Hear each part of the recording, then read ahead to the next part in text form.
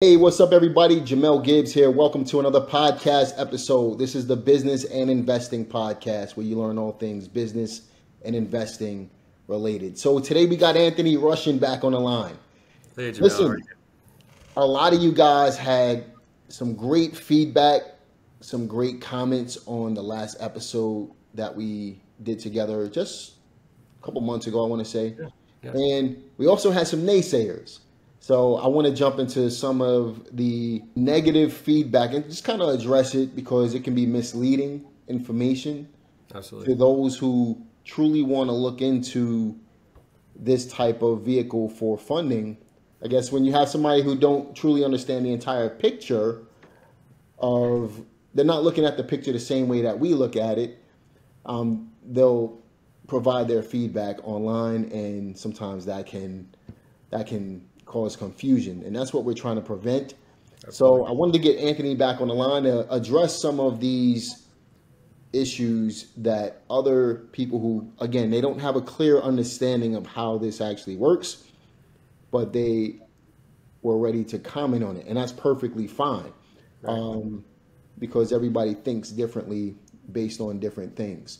Absolutely. So again, Anthony and I, we're going to address some of that stuff today, just to give you guys a clear understanding of how it works and think about it from a different angle. And we'll do that over the next few minutes or so. Anthony, what's up, man? How are you, Jamel? It's good to see you, man.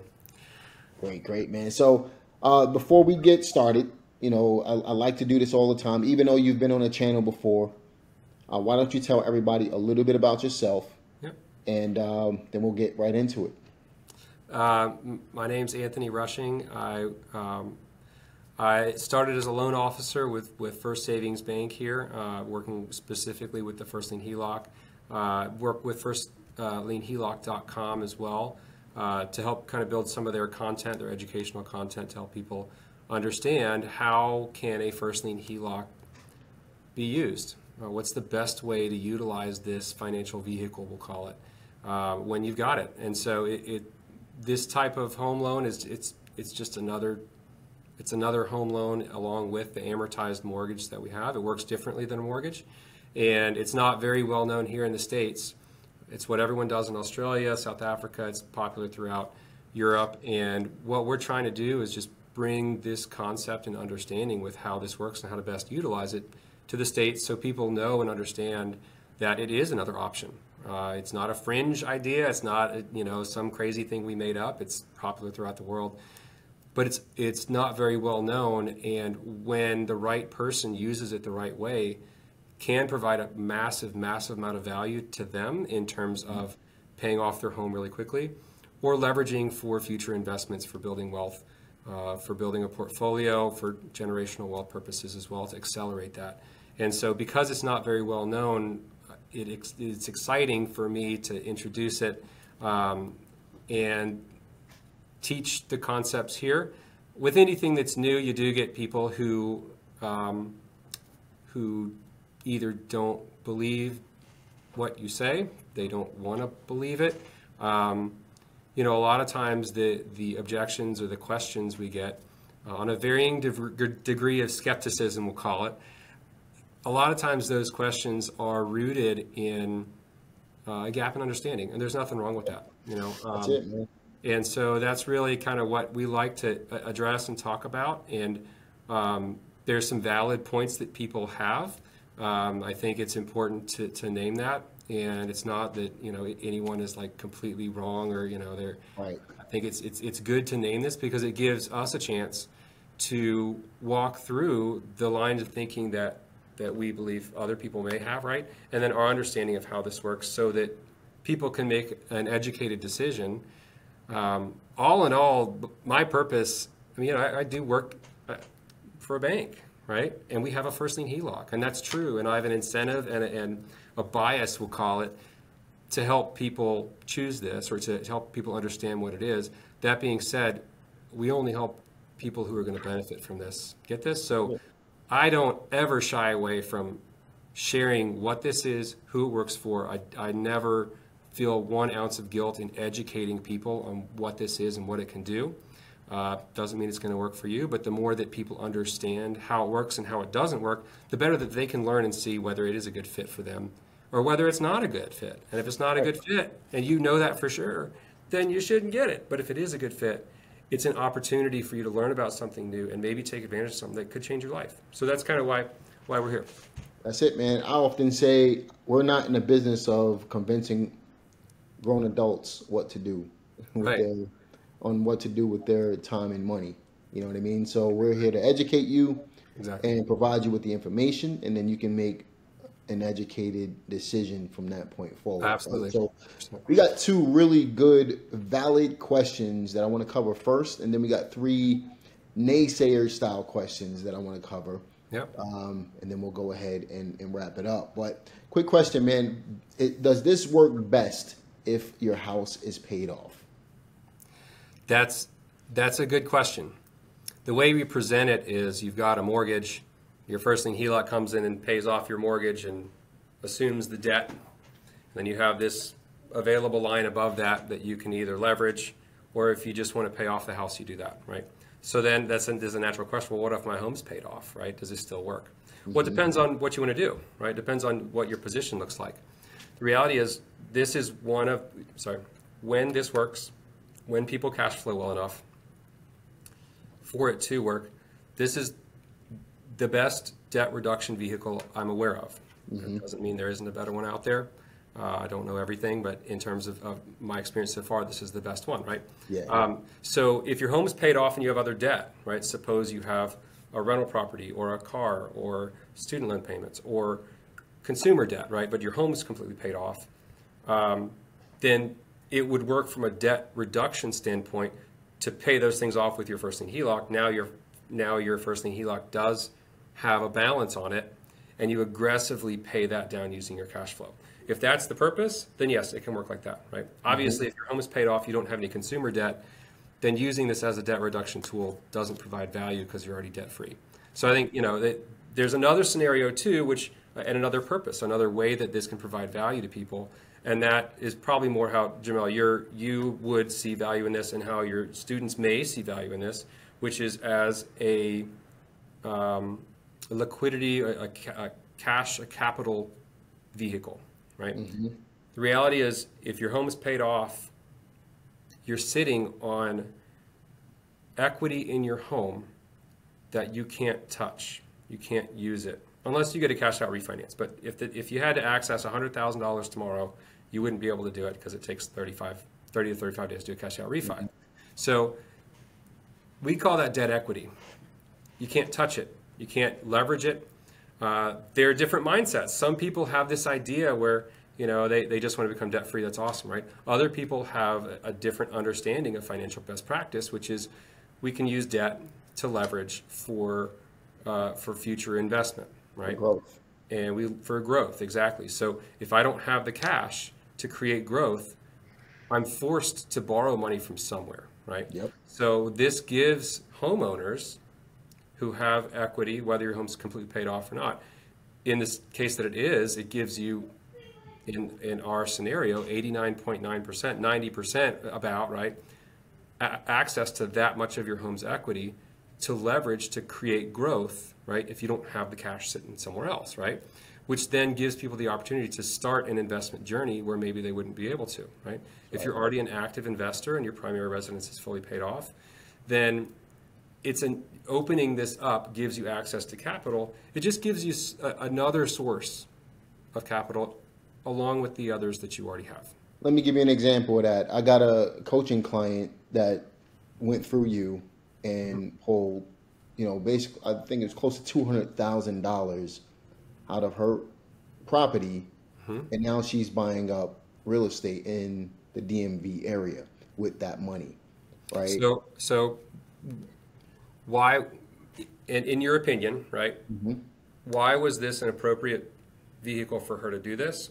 Was this maybe better? So it makes sense financially. It frees up the capital that she needs in order to be able to grow her investment portfolio. So at the end of the day, that kind of leads into the question, should you ever take out a second lien HELOC, which we can get to in just a moment. But if she can replace her existing situation, her existing mortgage, and be able to pay off her house faster, plus have the money to be able to invest into, more profitable opportunities, it just makes sense all the way around. And she saw the value in it, so she All the moved value. forward. Yep. You know That's what I mean? great. Yep. So going back to the second lien HELOC situation, right? Does it ever make sense to get a second lien HELOC, in your opinion?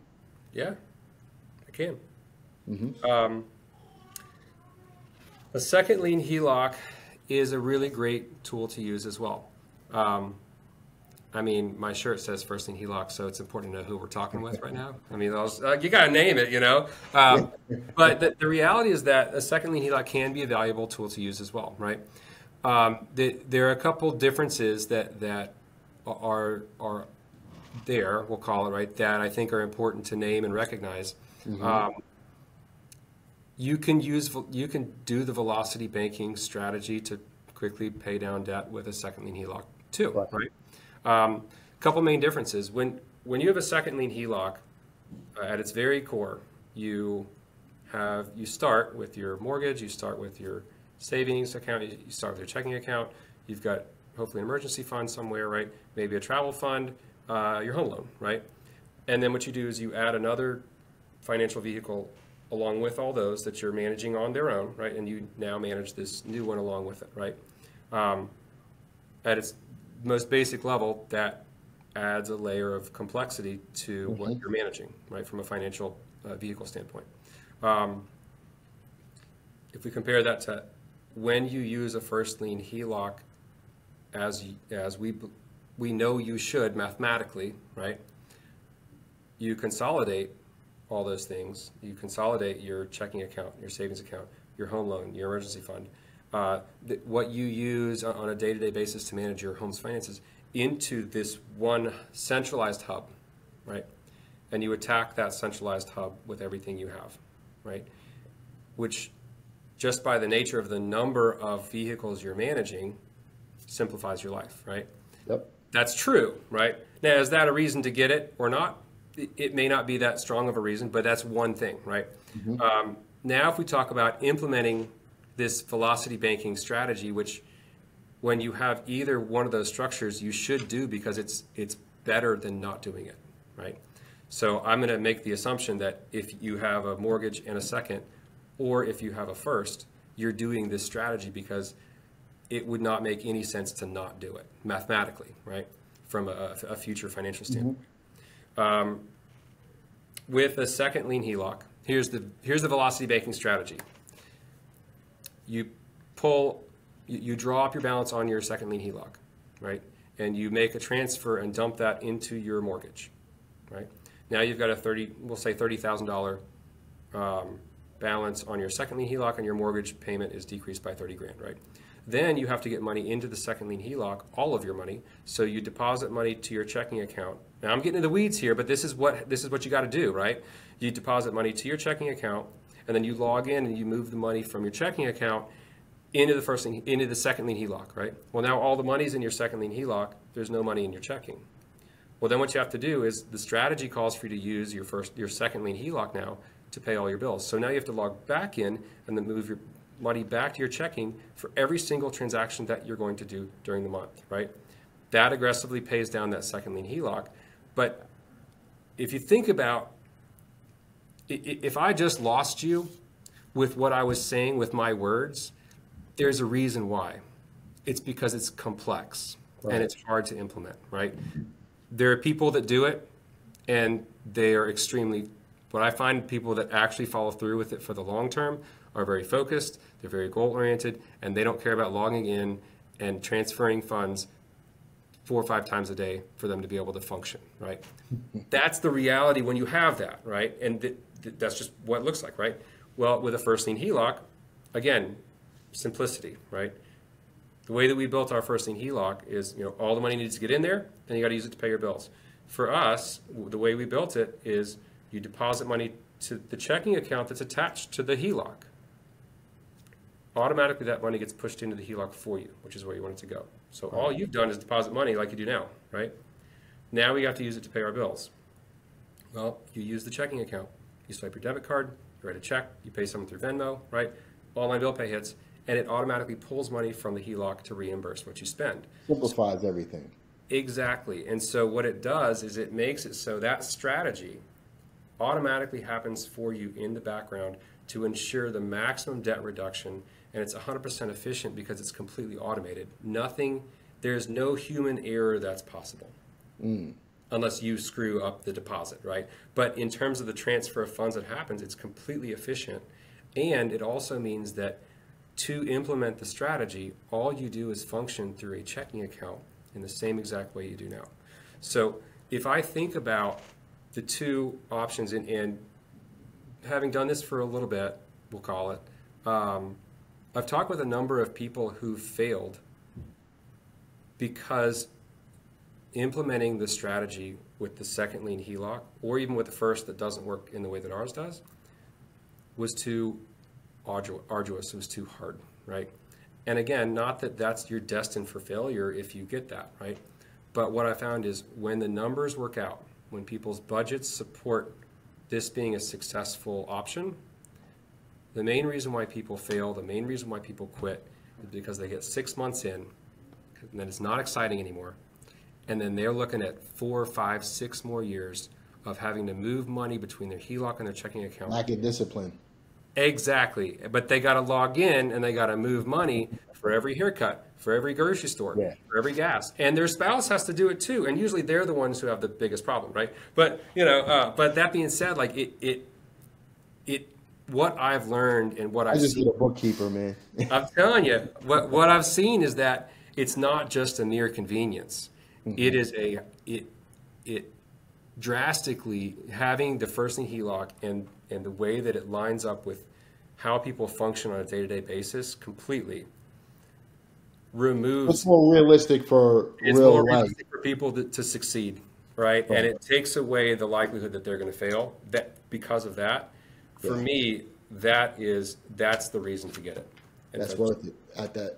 And that kind of goes back to the first question as well as the second with the simplicity of things. I had one comment, the guy said, debt out of sight, out of mind, right? So how would you address that comment to help this person understand how this first lien HELOC actually works? So debt out of sight, out of mind. I believe in having debt personally because I believe debt will help you grow, but it depends on how you're using the debt. There's a certain thing as bad debt and there's a certain thing as good debt. We use good debt to help us catapult our wealth, right?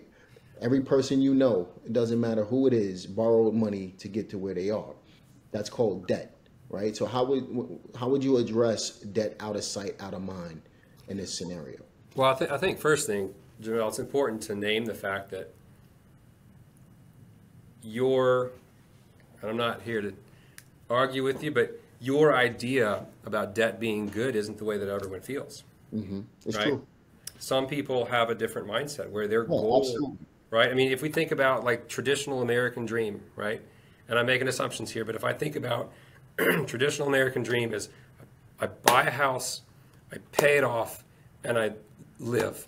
And that's what I want to do. And if I can check those things off, I've made it, right? And there's nothing wrong with that. Absolutely. I agree, 100%. Everybody we all think differently. And DeAndre and I'm not sure if you know, but we had a conversation about this on a video just a couple of weeks ago. And, I agree. We did a video on Dave Ramsey's thoughts on this whole thing. And there's just a difference in thinking about how to get from point A to point B. Some people are okay with getting to point B and being fine there. Some of us want to grow and go and scale beyond that point. And I think I agree with you in that both of those are success stories. Yeah, absolutely. Achieving your goal, if you've got a goal and you want to achieve it, there's no one that's really better than the others. It's just what's your path, right? And are you going to follow your path and do whatever it takes to achieve your goal, whatever your goal is, right? I mean, obviously, there's some goals that I'd probably disagree with in terms of like whether they're ethical or not. But like in terms of these particular, differences, right? Whether your goal is to be completely debt free debt out of sight, out of, like if that's your goal, or if your goal is to grow, right? Then both of those are fine and they're good, because both of those we can put under the financial best practice umbrella, right? Right. So it's either Exactly, way, man. right? So if we're thinking about it, and this debt out of sight, out of mind, I saw that comment as well, and I'm going to make some assumptions about what this person meant by that, right? I could be wrong, but like my assumption was that this person was maybe a more of the traditional mindset, right, where it's like just become debt free, right? There is a, you brought up, Dave Ramsey, his whole shtick, right? His whole deal is get a low rate mortgage and eat beans and rice.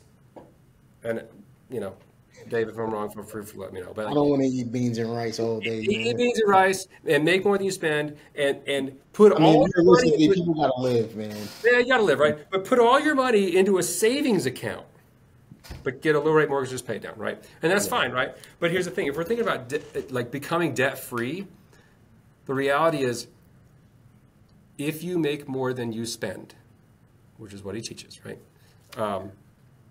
If you live below your means, right? If you cash flow, and if you're really disciplined with your finances, the first lien HELOC will pay off your mortgage a hell of a lot faster than your amortized mortgage will, and your interest cost will be a hell of a lot cheaper than with a low rate amortized mortgage, right? And I can stand by that because I see it every day, right? Now, so there's that piece of it. So if that's the approach, my argument would be for the right person, right? Is the key. Yeah, that's the key, right? For the right person, if you do live below your means, if you do make more than you spend, if you are disciplined with your finances, this is a much more effective, Powerful. right? Powerful, right? I go to the education words that don't grab the emotion, right? But like a much more effective, a much more powerful, a much better way of achieving that goal of becoming debt free, right? Well, now we've got the other side of things, right?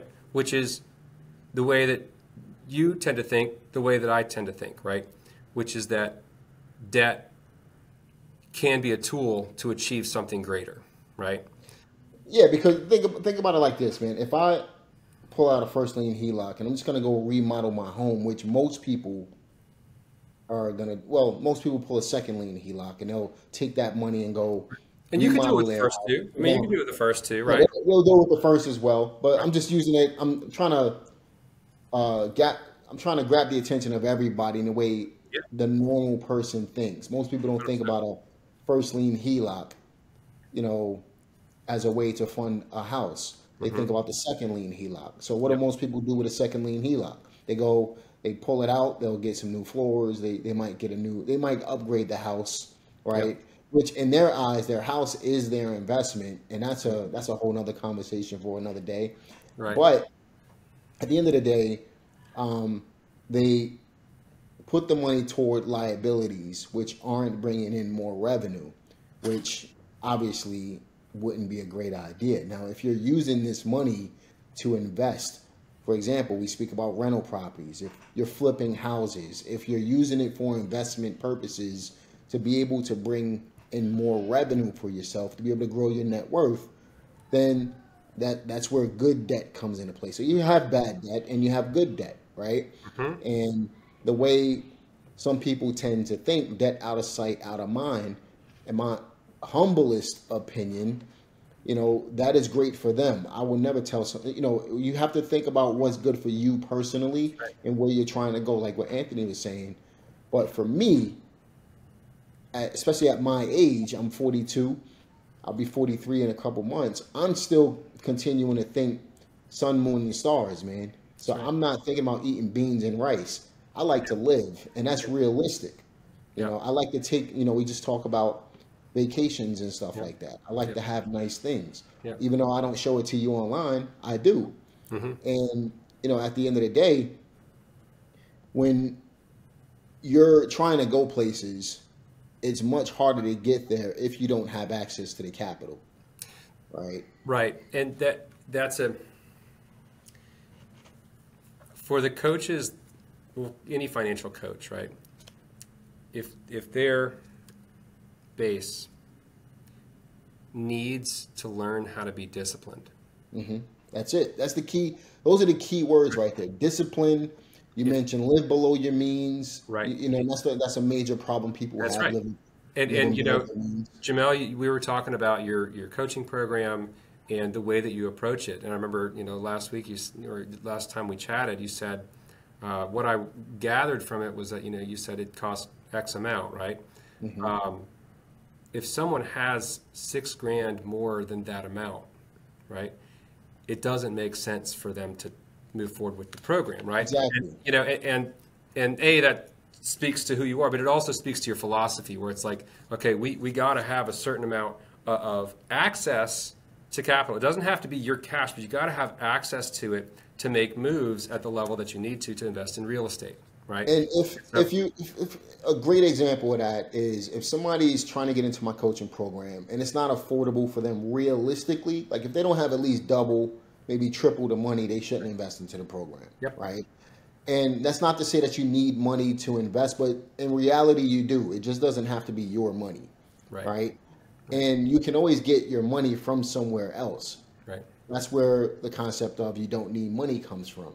Right. But it's coming from somewhere, whether it be your HELOC, whether it be another person, whether it be, a private lender or a hard money lender or a bank, whatever, right? Yep. But the point is, if you're looking for a coach and your real estate coach is trying to take every last penny you have, you probably should find another coach. And a number of you have actually spoken to me, and I turn you away from.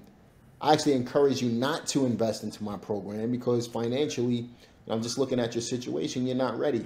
And I don't want to be the cause for you feeling like, you have a burden on your back due to education. Yep.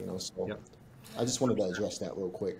So what I find is when coaches when their base doesn't know, or when they cater to people who need to learn how to be disciplined, right? Mm-hmm. And I feel this way about Dave Ramsey, right? He has an obligation to tell them they shouldn't get this. Because all he has to do is open the door a little bit and say, this could be a great debt reduction tool, right? Mm-hmm. And someone that is halfway through his program decides to get a first lien HELOC, what he says, his whole argument is, you're going to become contradiction. You're going to become undisciplined, and you're going to spend too much, and you're going to ruin yourself. And that is 100% correct for people that are not disciplined yet, right? Mm-hmm. So I believe he has an obligation to say that. I don't believe he completely believes it, because he knows that if there are people that if he's good at what he does, right, then the people become disciplined, right? If everyone in the world is not disciplined, then he shouldn't have a job, but he does. Honestly, right? And so, like, I know going down a different path, but yeah. No, I was going to say that video that I did with DeAndre, he said he bought several $100 million in real estate. I'm like, you didn't do that without debt, brother. Right. Or a rich uncle. Or a rich uncle. Or a trust fund. What I mean? Yeah. I mean, look, you know what I think? You know what I think we should tell people to do? Forget everything you've taught them. We should tell people to try and be born into families that have trusts for them. Yeah.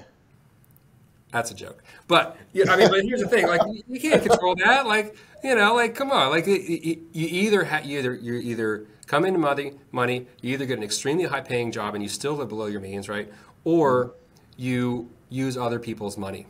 It's one of the three, right? So like, I don't know of another way for you to come into or to end up with $50,000 for you to be able to invest in something, So here's another way of thinking about debt: out of sight, out of mind. Some people are comfortable, driving a normal car, right? They just want a regular life. They just want to be worry free. Some people want to drive a Lamborghini, or they want a Porsche 911 or whatever the case may be. Yep. They want you have to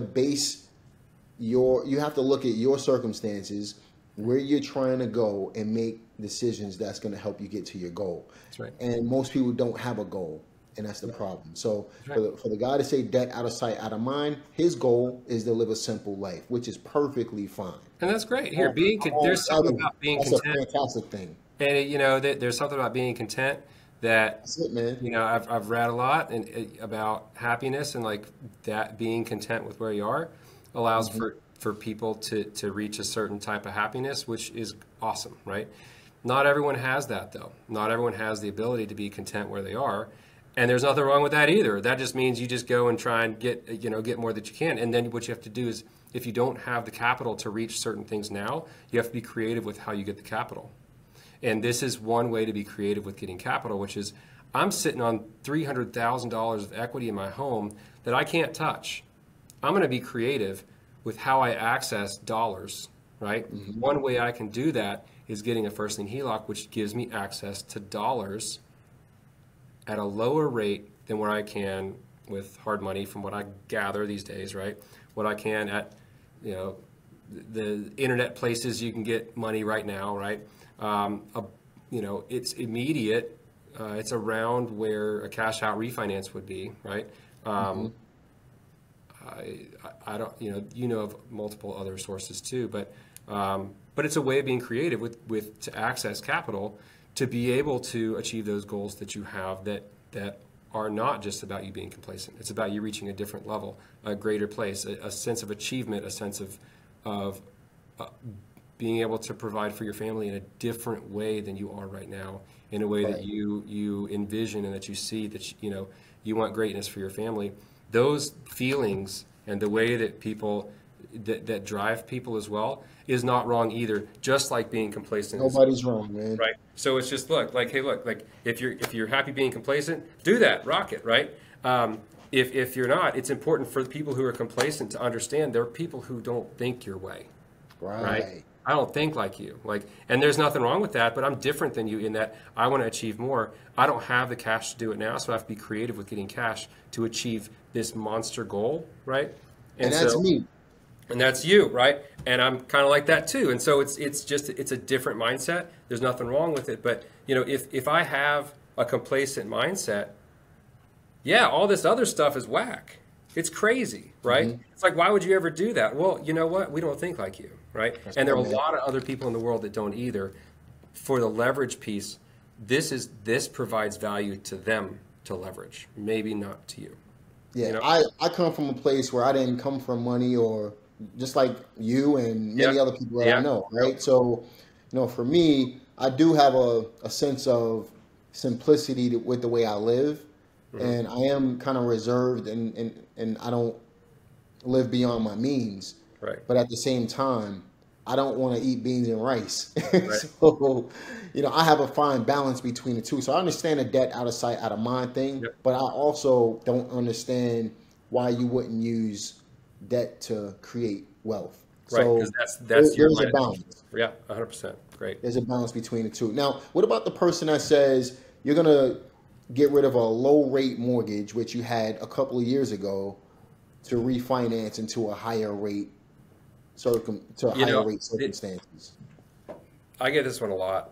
This is one of the main arguments, misunderstandings, right? Not misunderstandings, sorry. There's just a gap in understanding, right?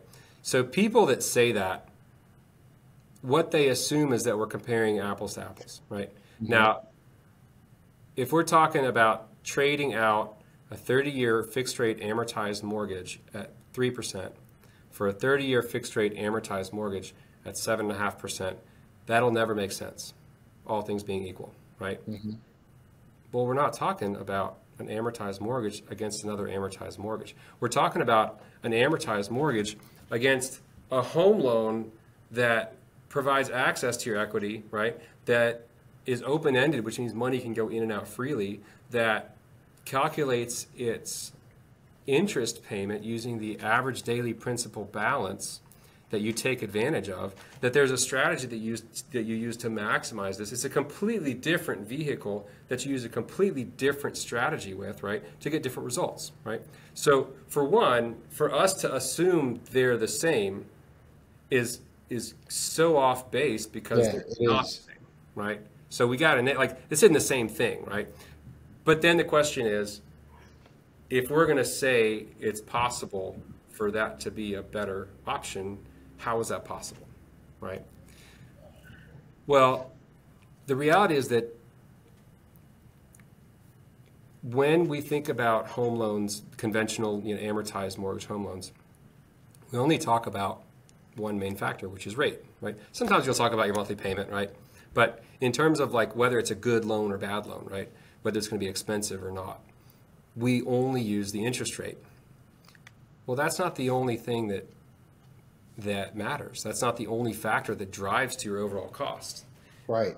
And we don't realize that, right? Because there are three factors. The other two factors aren't worth talking about with an amortized mortgage, right?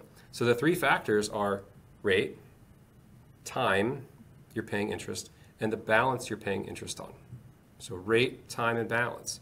Well, if we think about an amortization schedule, right? The time that you're paying interest is set by the schedule, so we don't need to talk about it, right? We don't need to analyze it, really, Well, right? yeah. The balance that you're paying interest on is set by the schedule, right? You pay it down. It's a set algorithm, so it's not worth talking about and not worth analyzing. So we just don't even talk about those things. It's just rate, rate, rate, rate, rate. So we're conditioned to think that rate's the only thing because the other two factors that lead to your overall cost are not worth talking about with an amortized mortgage. Well, here they are, right? Here's how it's possible that a high rate home loan is better than a low rate home loan if we're talking about time, right? So, and we could do some quick math if we want, but if you could pay a $200,000 balance off in 1 year, and this is crazy, right? But I like to use extremes, right? Just to help us connect with the concept, right? If we could pay off a home loan in 1 year, right? And the rate is 12%, right? Or you're going to pay a home off in 30 years and the rate is 4%, right? Which loan which one would you choose? I'm going with the 12%. I do it all the time. You look at hard money loans, for example. I'll pay 12% all day long for a hard money loan. I know I'm going to make $50,000 on a house. That's versus a 3% interest rate, and not, it's going to be that much tougher. Amortized, right? Because you're only paying interest for 6 to 8 months. Right. Right? So the amount of time you're paying interest matters a whole lot and affects your overall interest costs, right? Right. Another thing is your balance, and this one is a little bit harder to grasp because we got to do some math. But if we're talking about your balance, right? All things being equal, would you rather pay 15% on a $10 loan that you got from your friend, right? Or would you rather pay 2% on a $200,000 loan with a bank? I'm going to take the first, man. You'll take the high interest loan? You're going to take the high interest loan? That's crazy, though, because it's a higher interest. Yeah, but it's not crazy. To pay it off quicker. Exactly, right? And, 15% of $10 is $1.50. Right? If I think about, what was it, 4%? Think about it like this, bro. Just to simplify this whole thing. We're comparing simple interest up against amortized interest. Money. You can't. That's two different types of interest. Right? Simple interest is what you use on a car. You're going to pay that a lot quicker. Right. Versus amortized over 30 years, you're going to pay 2.5 times what the product or the house in this case is. Right. So I'm going to go with the simple interest all day long. With the simple interest, and when I'm talking with people on the phone myself, I'll give this scenario, right? And what people naturally want to say is they won't say, I'll choose the high interest loan because they don't want to admit it, right? Mm-hmm. What they say is, oh, I'll choose the loan with the low balance. And I'm like, no, hold on. No. Would you choose the high rate loan or the low rate loan in this scenario, right? Because the low balance with the high interest rate is the better one, right? So what I make them say to me is, I would choose the high interest rate loan, right? Which that is hard for people to say sometimes because it counters what they know, right? But it uses the mathematics behind it to help them force that understanding of if I have a loan I'm going to pay off really fast and I'm going to arrive at a low balance really quickly, it's absolutely feasible for a high interest rate loan that happens to completely crush a low interest rate loan that takes a long time and I pay a high balance on. Well, think about how the amortization schedule works, right? You pay interest for 30 years. Mm-hmm. But most people don't do that. They reset anyway. But at its very core, 17 years, you're paying. You refinance a bunch, right? But if we take that out, right, you're paying interest for a timeline of 30 years, right? And if you think about the balance that you're paying interest on during that time, right? Yeah.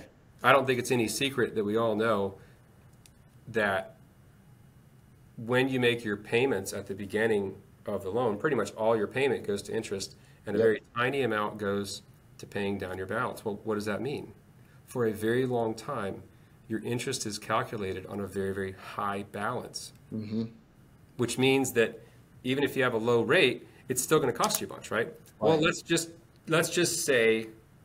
make up this loan that maybe you can pay off in 7 years, right? And if you're paying it off in 7 years, you're cutting your balance in half, right? In 3.5 years, which means you're paying interest on a low. Let's just pretend there's some loan out there that can do that, right? That would mean that loan would outperform a low rate loan, right? That would mean that it's completely possible and plausible and true mathematically that a high rate loan that you pay off really quickly in a short period of time and you pay on a low balance can completely crush a low rate mortgage, right, that takes forever to pay off and you pay on a high balance forever, right? Here's another way to think about this. So last month, I just bought 2 cars. I bought a new Porsche Panamera and I bought a new Escalade, right? Now, these are both $100,000 vehicles plus, right? Now, I could have taken the same. Now, I financed both of them, right? You could lease, you could do whatever. Again, you base things on your purposes or what you're looking to accomplish, right? So, let's call it $200,000 in vehicles. Now, I could take that same $200,000 and go get a mortgage on a $200,000 house, right? So we're talking about $200,000 in cars or $200,000 in mortgages. I'm going to pay these cars off in a couple of years. The mortgage, if I take a 30-year, it's literally going to take me 30 years to pay it off, right? So the point is, I'm paying, I think, is like $40,000 in interest on the vehicles because I did, simple interest, because that's what car loans are. And because you're paying them off in 5 years or 4 years. Paying them off in 5 years or less, right? Short time versus going to get a $200,000 mortgage for $200,000, I'm probably going to be paying back $450,000. Right. So when you think about it from that standpoint, long timeline, expensive cost, even with a low rate, right? That's the point. Well, mortgage brokers will sell you on payment versus, what happens behind the scenes. And if you don't know what you're doing, you're the financial guys at the, your loan guys at the car. They'll chew you up, man. Eat your life. What's your payment? What do you want your payment to be, right? Look, we can spread that over 7 years if you want to get the payments you want.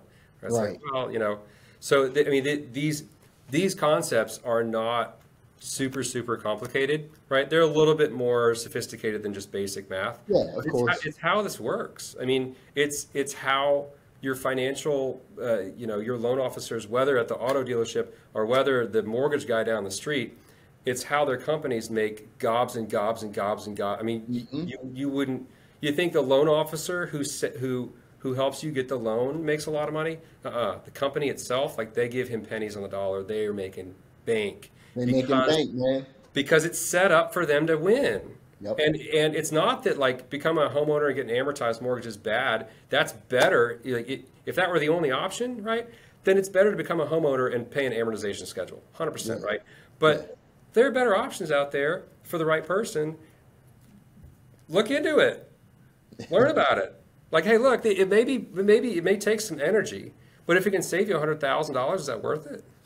That's the question. You know, it's like, even if you're just trying to become debt free, regardless leverage or not, like this is a thing and it's out there, and it may not work for you, but if it does, I'm telling you, it's going to change the game. What about the person that says, couldn't I do the same with my mortgage? So couldn't they pay off their mortgage a lot quicker? Now that there is some truth to that. Yep. There is some truth to that. So let's talk about that, man. This one is probably my favorite. It really is. And people come to me with different levels of intrigue, right? So at the, you know, whether it is like they're curious and they make this connection and like, wait a minute, could I just do this with my mortgage, right? To I'm gonna be skeptical because I don't really believe, like, couldn't I do this with my mortgage? To people that like are sitting in a room. I remember that I did a presentation with a title company, and there was another loan officer there, right? And he had heard a little bit about this, enough to know to ask the question, right? But he asked the question in a way that he was trying to blow me apart in front of the group, and I was like, oh, dude, like, you could have asked a different way because I would have responded a different way. I'm just telling you right now. But here's the thing, right? Because you gotta love those guys, man. I'm telling, look, if you bring it, it's like, look, I'm going to respond to, you know, I mean, I believe in treating people fairly. At the same time, like, I'm the guy in the front of the room. You're trying to embarrass me. Like, I'm not going to be the one. No way, man. But that being said, it's all good. It's all good. So that, when people ask that, here's the connection they're making, right? Essentially, the strategy that we teach is it involves you depositing your money in, all your money, and then using it to pay your bills, which means that what's left over in your home loan here, right, to pay down principal at the end of the month is your surplus, right? All of your surplus. Everything that is left over after you receive income and pay your bills, right? So all of your surplus, right, each month, right? So what people do is they start to understand that, and they're like, wait a minute, wouldn't that be the same as if at the end of each month, like, you can't put all your money into your mortgage, but you could put all of your money into your checking account, right? And then you could pay all your bills with your checking account, and then whatever's left over at the end of the month, you could deposit that into your mortgage, right? Which is kind of the same, right, as what we do here. It's just a different order, right? And the connection they make is, well, if I did that, it would pay down my house faster because the rate is better with an amortized mortgage, right? And so, like, well, that's the same. Couldn't we just do the same thing, right? And what I respond with is, you're right. You're right. Mathematically, if you at the end of the month took everything that you didn't spend each month and drove it all into your amortized mortgage, it would do exactly the same thing, and you'd pay it off faster, and you would save more money than you would with a first lien HELOC when the first lien HELOC has a higher interest rate. That's true. But there's always a but, right? There's a but, right? It's true. So here's the thing, though, right? And this is what again, depending on the level of conflict created in the question, right? One scenario I like to present is, let's pretend you're a financial planner, and you have the obligation of giving people good advice on what to do with their finances. And there's this strategy that you have where you give people advice to take every single dollar that they make. They have a mortgage, right? Here's what you're going to do. You're going to take every dollar that you don't spend, everything, and you're going to take all of it and put it into your mortgage. You don't have any money anywhere else, right? Now, this mortgage you have, this is how amortized mortgages work. This mortgage you have is a financial vehicle where when you put the money in there, it's locked away. You can't take it back out. But here's the thing: it pays off your home faster than everything else. So that's what you do. But by the way, like, all your money that would go to your emergency fund is here because that pays down your house faster. And all your money that is in your travel fund goes here because it pays your house down faster. And every single dollar that you don't spend that you could have as like surplus, right? is locked away in a place that you can never touch it again, unless you get a cash out refinance with another mortgage, right? So, Which is going to cost you 10 grand. which is going to cost you 10 grand and take you 30 days. So the question I ask them, especially when they're pretty, ornery, is like, if you're a financial planner and we had to decide on three different, define that three different ways, would that be great advice, neutral advice, or terrible advice? Where would we put that? Another way to look at that too, man. Imagine paying 10 grand to get your money back out. Imagine then you gotta pay 10 grand to borrow get money it, from right? yourself. So the reality is that if we lived in a mathematical vacuum, that would be a valid argument. And I wouldn't have this job. I wouldn't, because it would provide no value over doing the same thing with your amortized mortgage. Right. That's the key, though. That's the big reveal. That's the big secret, is that the only reason why this strategy is feasible, available, possible, safe with this particular vehicle is because money can go in and money can go out freely. And that means that you can put as much, you can put as little, you can put everything that you have toward the balance of this loan safely, because you can take it back out if you want. And when people bring that argument to me, that's something that they either haven't realized yet. And again, some people, they make the connections and they're like, wait a minute, like, help me understand, right? Couldn't I just do this, right? And I bring up the same concepts or the same idea, which is that it's not feasible, it's not safe to put all of your surplus into a place where you can't access it again. It's just not safe. And No, so that's literally putting all your eggs in one basket. all your eggs in one basket, a basket that's locked. Yeah. I mean, the key it's is not thrown just, away for it's 30 not like you years. got the basket, you can take the money back out, right? This basket has like a lock and key. It's like the little UNICEF thing, you walk around with, with the little box with the change in it. You can't take the money back out. Yeah. So it's just, it's one of these scenarios where And you got to pay to get the money back out. you again. got to pay the money to get the money back out. If an emergency happens, Yep. you're out. And so that whole concept is what makes this possible. Again, that's the big reveal. It's the, but that understanding is what makes it real. It's interesting. Some people, even after we talk about that and they get it, people are really interesting. Sometimes people are going to stand by what they say to be true, no matter what. And so I'm not gonna lie. That's the guy who never wants to be wrong. Never wants to be wrong. I had a husband and wife, and the husband understood this, and he decided not to move forward because it could be better if he put all his money into his mortgage. It could be better, and I just had to say, I kept going back to, are you going to do it? And that's another question that I asked too, is if that is such a great idea, is that what you do? Right? The answer is no. Always. No one puts everything that they have toward their mortgage. And Right. people that do overpay each month, which is a great practice, they're very, very careful with how much additional they put in because of the fact that it's not liquid. The liquidity piece of this is a key understanding which allows for the strategy to be feasible and allows for you to maximize the strategy. And so you can aggressively pay down an amortized mortgage all you want. That's great. You're very silly, if not even a different word that I would use, right? If you put everything into there every month, because it's a terrible decision, terrible financial decision. And so here, it's safe to do because if you need it for whatever reason, whether for an emergency, whether for buying real estate, whether for buying a new car, whatever it is, you become your own bank because every dollar you put in there is liquid.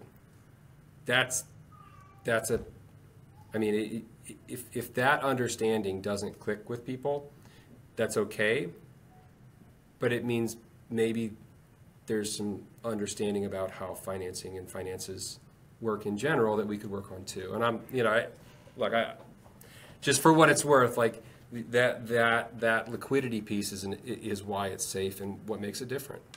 Absolutely, man.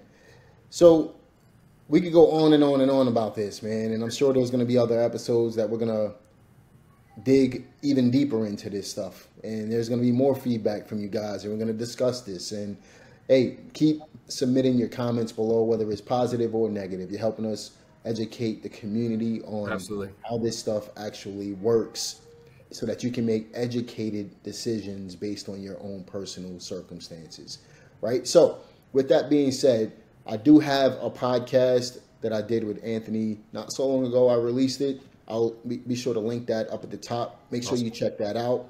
For those of you who want to get in contact with Anthony, all the links will be in the description box below. But how can they get in contact with you otherwise, man?